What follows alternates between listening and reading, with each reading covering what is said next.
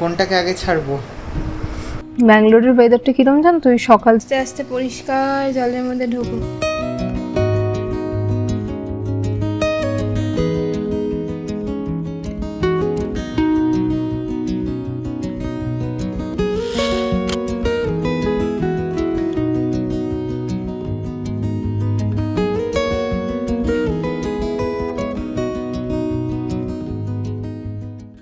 Hello everybody, good morning, welcome back to my channel. একটা নতুন সকালে নতুন ব্লগ নিয়ে চলে এসেছি তোমাদের সামনে।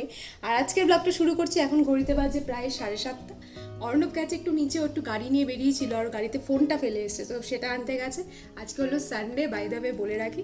তো ও বললো একটু আজকে দুধ চা খাবে, তো দুধ চা এখন করবো। কারণ তোমরা জানো আমরা লিকার চা মানে র চাটা খাই, বাট মাঝে মাঝে ছুটির দিন আমরা একটু দুধ চা খাই আদা দিয়ে, একটু মশলা দিয়ে। তো আজকে সেটাই করবো। আর সকালটা শুরু করেছি অ্যাকোয়ারিয়াম দিয়ে, কারণ অ্যাকোয়ারিয়ামটা আমাদের এখন ফ্যাসিনেশন হয়ে গেছে, লিটারেলি আমরা সারাদিন তাকিয়ে থাকি।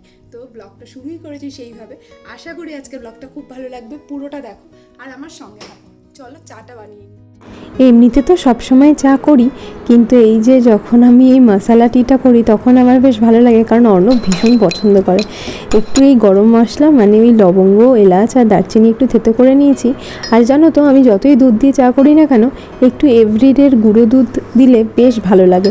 আমুলিয়ারটা আমার অতটা ভালো লাগে না, এভরিডেটা কিন্তু বেশ ভালো। তো এই যে চা পাতাও দিয়ে দিলাম, কিন্তু বারবার একটা প্রবলেম হচ্ছে। আজকে এই নিয়ে 3বার চা করতে গিয়ে চায়ের দুধ পুরো উতলে পড়ে একাকার কাণ্ড। চায়ের পাতা আনতে যাচ্ছি, দুধ উতলে যাচ্ছে, লো করে রেখেছি তাতেও দুধ উতলাচ্ছে, একটু এদিক থেকে ওদিক তাকাচ্ছে উতলে গেল।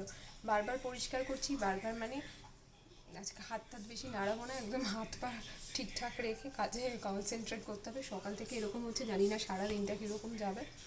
তো তোমাদেরও এরকম হয় নিশ্চয়ই, আমার তো অনেক সময় হয়, কিন্তু এতবার কখনো হয় না। 3বার দুধ উতলেছে, পুরো নোংরা হলো, পুরো গ্যাসটা মুছলাম, আবার বসালাম, একবার বাটি ডিসব্যালেন্স হয়ে গেল। যাই হোক, চাটা হয়ে যাক, চাটা নিয়ে গিয়ে খেতে পারলে বাঁচি বাবা। যাক, এতবার উতলানোর পরও যে কিছু চা অবশিষ্ট রয়েছে সেটা দেখে খুশি হলাম। এবার খেয়ে নেওয়া যাক। চা তো খাওয়া হয়ে গেল, এবার ব্রেকফাস্টের পালা। তো ব্রেকফাস্টে কী বানাই করতে করতে ইডলির ব্যাটারটা অর্ণব অনলাইনে অর্ডার করে দিল, তো ইডলি বানাবো। আর এখানে এখন ধনেপাতা চাটনির জন্য জোগাড় করে নিয়েছি। তো এর মধ্যে আছে ধনেপাতা, তার সঙ্গে কিছুটা হাংকার্ড, আর তার সঙ্গে একটু গোলমরিচ, একটু লবণ, একটু চিনি দিয়ে দিয়েছি, আর একটু আদা স্ক্রাব করে দিয়েছি। তো এইভাবে ধনেপাতার চাটনিটা বানালে বেশ ভালো লাগে খেতে। চলো বানিয়ে ফেলি। এই আইডির ইডলি ধোসা ব্যাটারটা কিন্তু প্রিজারভেটিভ ফ্রি আর ভীষণ ভালো। আমরা তো মাঝে মাঝে এটা ইউজ করি। একটু নুনটা কম লাগে, তাই একটু নুন মিশিয়ে ভালো করে ব্যাটারটাকে গুলে নিলাম। এবার মাইক্রোওয়েভে আমি এটা করি। তো মাইক্রোওয়েভের বোলের মধ্যে অল্প একটু জল, ভীষণ সামান্য, কিন্তু ওই ধরো 3-4 চামচ মতো, দেখো এইটুকু। তো ওর মধ্যে জল নিয়ে তার উপর এই স্ট্যান্ডটা বসিয়ে এবার এই ব্যাটারটাকে ওর মধ্যে দিয়ে দিতে হবে। মোটামুটি পোরিং কনসিস্টেন্সি হবে, একটু জল মিশিয়েছি। তো ব্যাটারটা দিয়ে দিলাম, এইভাবে দিতে হবে। পুরোটা ভর্তি করে দিলে কিন্তু হবে না, তাহলে ফোলার জায়গাটা পাবে না। তো এরকম একটু কম রেখে পুরোটাতেই দিয়ে দেবো। তোমাদের কাছে যদি আইএফবির মাইক্রোওয়েভ থাকে তাহলে ডেফিনেটলি তোমরাও এরকম কিছু একটা পেয়েছো, মাইক্রোওয়েভের সাথেই এটা কমপ্লিমেন্টারি দেয়। তো আমি আর ওই জন্য ইডলি মেকার বা কিছু কিনিনি, এটাতেই আমি যখন ইচ্ছা হয় একটু ধরে খেয়ে নিই, আর ভীষণ ভালো হয়। তোমাদের দেখাচ্ছি পুরোটাই। গায়ে আবার একটু লেগেছিল, মুছে দিলাম। এবার ঢাকনাটা বন্ধ করে মাইক্রোওয়েভে গরম করতে দেবো।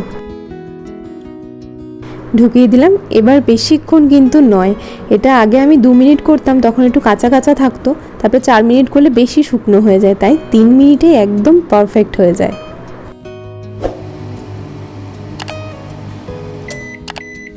3 মিনিট হয়ে গেছে, এবার বার করে নিলাম, দেখি কেমন হয়েছে।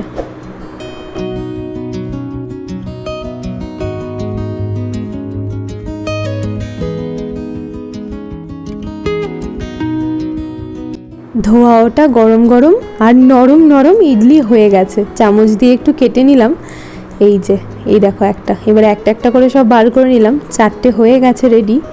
দেখো কীরকম ফ্লাফি হয়েছে, পুরো নরম, মানে কী যে সফট, হাতে না দিলে বুঝতে পারবে না। আর এই যে এইদিকে আমার ধনেপাতার চাটনিও বেটে একদম রেডি। অর্ণব একটু সসও নিয়ে নিয়েছে। চলো ব্রেকফাস্টটাও করে নেওয়া যাক।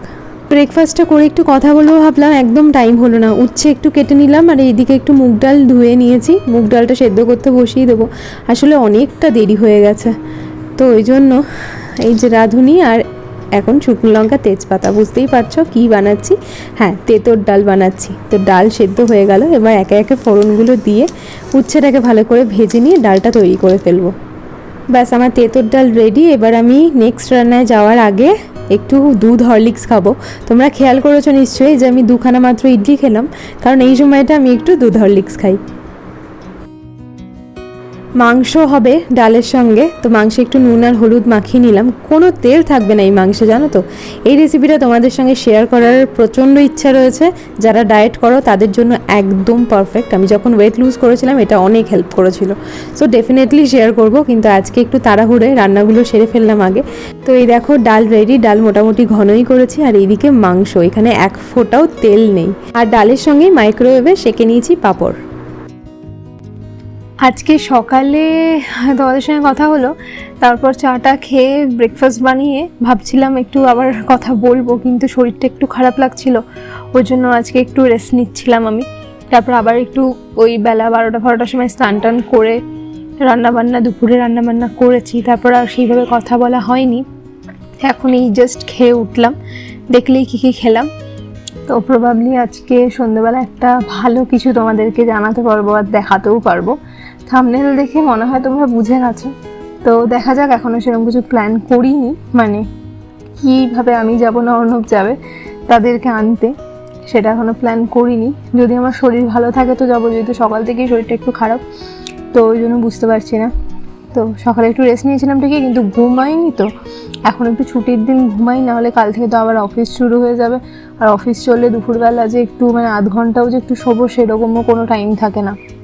তো এখন একটু ঘুমিয়ে নিই। প্রচণ্ড গরম পড়েছে ব্যাঙ্গালোরে, এবার মারাত্মক গরম পড়েছে। আগের বারও খুব পড়েছিল, কিন্তু এবার খুবই বেশি। এখনও পর্যন্ত বৃষ্টিও হয়নি, এখন মানে কোনো বৃষ্টি হওয়ার চান্স আছে বলেও মনে হচ্ছে না। ব্যাঙ্গালোরের ওয়েদারটা কীরকম জানো তো, ওই সকাল থেকে মানে রোদ থাকলেও কিছুদিন গরম পড়ে এক সপ্তাহ মতো, তারপরে আবার বিকালের দিকে বৃষ্টি শুরু হয়ে যায়। তো এখনও সেই বৃষ্টির দিনটা আসেনি। এনিওয়েজ তোমরা থাকো, ব্লগে দেখতেই পাবে ওয়েদার কেমন যায়। কিন্তু খুব গরম, দুই মাই ওইদিকে বলছে, বাবারা বলছে যে প্রচণ্ড গরম, কলকাতায় তোমরা থাকতে পারছো না। কী আর করা যাবে, মানে সবাই দেখছি চারিদিকে পোস্ট করছে। এখনও খুব গরম পড়েছে। যাই গিয়ে এবার খাওয়া দাওয়া হয়ে গেছে, যখন একটু শুয়েই নিস, প্রায় 3টে সাড়ে 3টে বেজে গেছে। যাই শুয়ে নিই, আবার তোমাদের সঙ্গে পরে দেখা হচ্ছে। ঘুম থেকে উঠে দেখি অর্ণব বানিয়ে নিয়েছে ম্যাঙ্গো লস্যি। তো অর্ণবও খাচ্ছে, আর আমিও বারান্দায় একটা চেয়ার নিয়ে বসে গেছি। এবার একটু বাইরেটা দেখতে দেখতে খেয়ে ফেলি। এই বিকালবেলা জানলার ধারে বা ব্যালকনিতে বসে থাকতে কি ভালো লাগে না। তো এখন এই লস্যিটা খেয়ে নিই, প্রায় 6টা বাজে। তারপর একটু সন্ধে দিয়ে নেবো, তারপর অর্ণব তোমাদেরকে নিয়ে যাবে অ্যাকোরিয়ামের দোকানে। আজ আর আমি যাব না।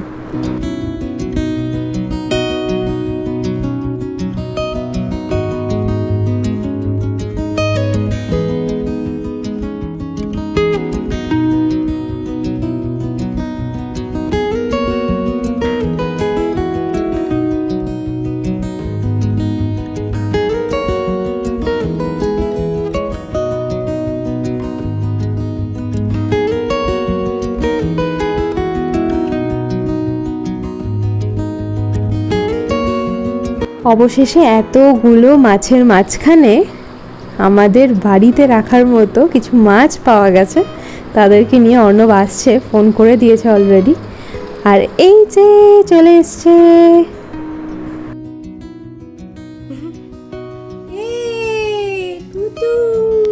কি করছিস? এই টুকু টুকু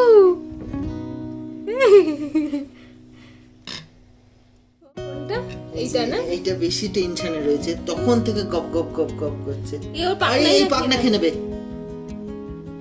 কি করবে গো? হচ্ছে তোমাদের ছোট জায়গাতে। এই তোরা আবার একে অন্যকে খাচ্ছিস কেন রে? কত হচ্ছে? ও বাবা, ওটার অবস্থা সত্যি শোচনীয়। আর এই যে গোল্ড ফিশের খাবার।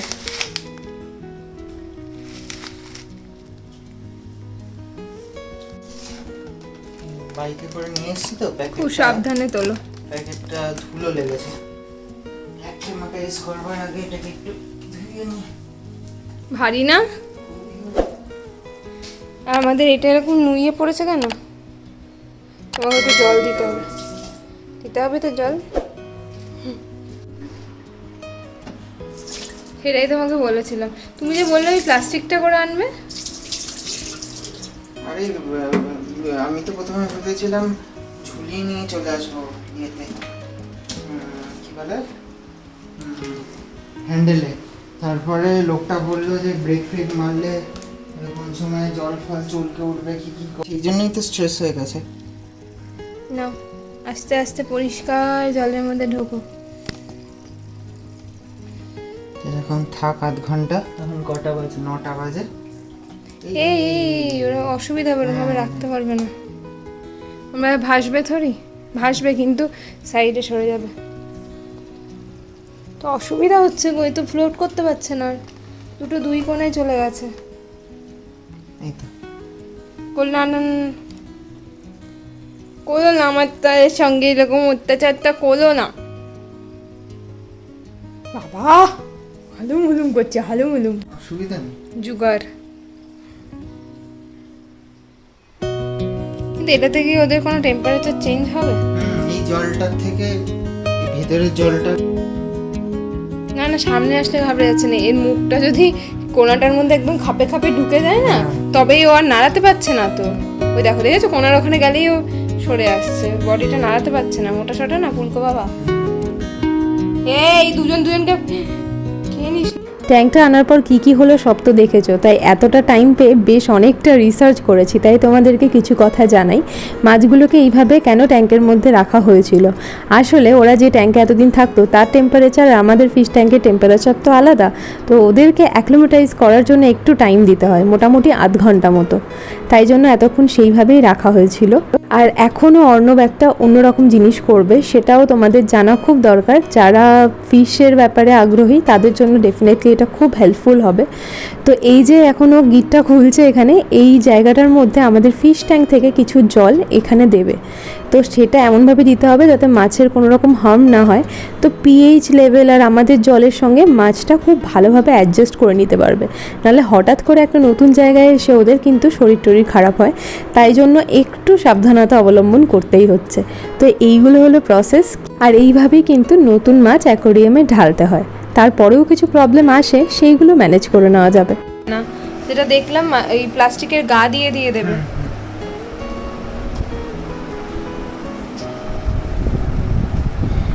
আবার জিভ বেরিয়ে গেছে। দাঁড়াও, খুব সাবধান, হ্যাঁ, আগে থেকে ইয়ে করো না, মাছের গায়ে যেন না লাগে। অর্ণবকে একটা ইনস্ট্রাকশন দিলাম, তোমরা তো শুনলে, তাও আর একবার তোমাদের বলে দিই। এই যে পাইপে করে জলটা ঢালা হচ্ছে সেটা কিন্তু মাছের গায়ের মধ্যে দিতে হবে না, বালতিতে বা প্লাস্টিকের গায়ে চুইয়ে চুইয়ে দিতে হবে। এরকম সাকশন কাপ দিয়ে এরকম পুরো পাইপের থেকে জলটা নিয়ে ওদের গায়ে দিলে ওরা আমাদের ট্যাঙ্কের জলের সঙ্গে একদম সুন্দরভাবে মিশে যাবে। তো ইটস ডান অলমোস্ট। খুব বেশি জল ঢালতে হয় না, মাছে একটু অল্প জল দিলেই হয়। তো মোটামুটি আমাদের ফিশ ট্যাঙ্ক কিন্তু মাছেদের জন্য একদম রেডি। দেখা যাক এবার অর্ণব কখন এটাকে ঢালে, একটু টাইম তো এদের দিতেই হবে। বলছি এখনই দিয়ে দেবো কি নাকি একটু রাখবো? একটু রাখা উচিত না? একটু এই জল কোনটাকে আগে ছাড়বো? রেড ক্যাপটাকে আগে ছাড়বো। ওকে,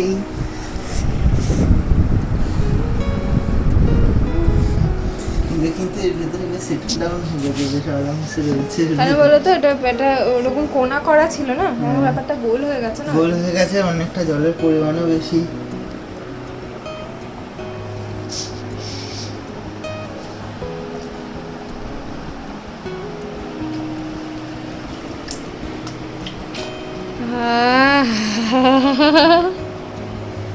কি সুন্দর ভাবে এলো গো। নো লাপন ঝাপন। হাত দেবো একটু করেছে, হাত দেবো একটু, হ্যাঁ হাত দেবো, দাও। কি হয়েছে, তোমারই তো পেট।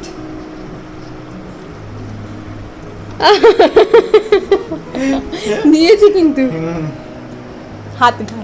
এসো এবার তোমার পালা। এটাকে নিয়ে একটু চাপ হবে তোমার, তাই না?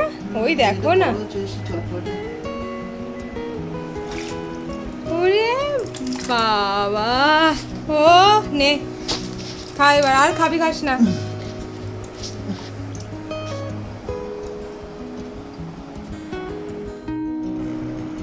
হয়েছে? কিছু না, একটুখানি উপরে থাকতে এসে গেল আসে। ওটা ভাসছে না কেন? আমি একটু হাত দেবো। ও বিয়ের সময় মাছ ধরার সিনটা করেনি তো? ও ও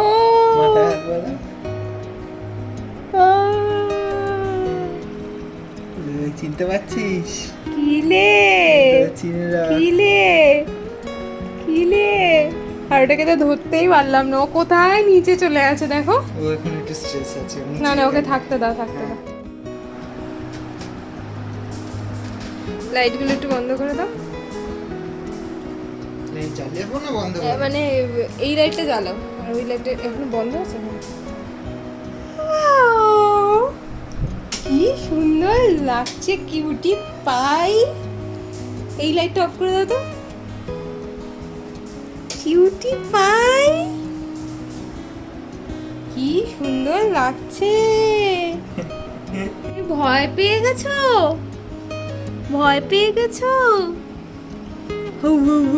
ওরে বাবা রে বাবা, এ তো ওই গ্রাভেলস গুলো তোর ইয়ের অসুবিধা হবে। এটা একেবারে বিন্দাস। এটা বিন্দাস। দেখো খাবি খাওয়া বন্ধ করে দিয়েছে, খুব পছন্দ হয়েছে প্ল্যানটা। আবার ফটো তুলতে আসছে। যেদিকে যাবো সেদিকে আসছে। আয় আয় আয়, ওই দেখ খুব পছন্দ হয়েছে। আয়, ফাইনালি কোনো পেটের আমাকে তো পছন্দ হয়েছে। ও খেয়ে নিস না গ্রাভেলস গুলো। গ্রাভেলস খাবে ওরা, মুখের মধ্যে তুলে ফেলছে তো। ও তুলবে আবার বার করে দেবে। মনে হচ্ছে দু চোখ ভরে এদের শুধু দেখেই যায়। আজকে সারাটা দিন এদের সঙ্গেই থাকি, মানে সারাটা রাত। দেখো কি কাণ্ড কারখানায় না করছে। একজন ছুটে বেড়াচ্ছে, হঠাৎ করে ছুটতে ভেসে বেড়াচ্ছে, আবার আরেকজন মাটিতে এমন করছে যেন শুয়েই পড়বে। কি করছে, জলের দাগ হয়ে গেছে কাচের মধ্যে। অর্ণবকে বলতে হবে একটু পরিষ্কার করে দিতে গ্লাসটা। কি সুন্দর লাগছে না এদের দেখতে, কি কালারফুল, দে আর সো প্রিটি। তো এই যে অর্ণবকে বলা মাত্রই ও বসে গেছে, কাজ পরিষ্কার করে দিল। আর তার ফাঁকে ও আবার বানিয়ে ফেলেছে হোয়াইট সস পাস্তা। আমি সবজিগুলো কেটেই রেখেছিলাম। আজকে আমার একটু পাস্তা খেতে ইচ্ছা হচ্ছে, তাও আবার অর্ণবের হাতে। ওইটা দারুণ বানায়, আজকেও দারুণই বানিয়েছে নিশ্চয়ই। কি বলছো, ভালো হবে না? দেখতে তো হেভি হয়েছে। আহা, পাস্তা খাবো কি, পাস্তা খেতে খেতে মনে হচ্ছে মাঝে মাঝে এদেরকে এসে দেখে যাই। কি সুন্দর লাগছে না? কিছু একটা নাম দিতে হবে এদের, তাই না? দেখি, ভাবনা চিন্তা করি। দুটোই খুব পছন্দের, কিন্তু এটা কিন্তু ভীষণ ফ্রেন্ডলি। আমি আজকে রান্নাঘরের দায়িত্বেই ছিলাম না, অর্ণবী পুরো রান্না বান্না করলো। আমি উল্টে একটু শুয়েছিলাম, প্রায় ঘুমিয়েই পড়েছিলাম। বেশি টাইম হয়নি, এখন ঘড়িতে বাজে, দেখি কটা বাজে, 10:05। তো এই যে হ্যাঁ, খুব বেশি টাইম হয়নি, অলরেডি রান্নাঘরে কিছু আওয়াজ করছে। তো দেখলাম মন খুব খুশি, তাই জন্য এখন বানিয়েছে হোয়াইট সস পাস্তা। খেয়ে নেওয়া যাক। ভেবেছিলাম দেখবো web series white sauce pasta খেতে খেতে, কিন্তু টিভির দিকে কি তাকাবো, ওদের দিকেই চোখ চলে যাচ্ছে। তো আমরা দেখছিলাম কারাগার 2, ভীষণ ভালো হয়েছে, মাস্ট ওয়াচ কিন্তু। গুড নাইট, দেখা হচ্ছে নেক্সট ব্লগে। Till then take care, tata.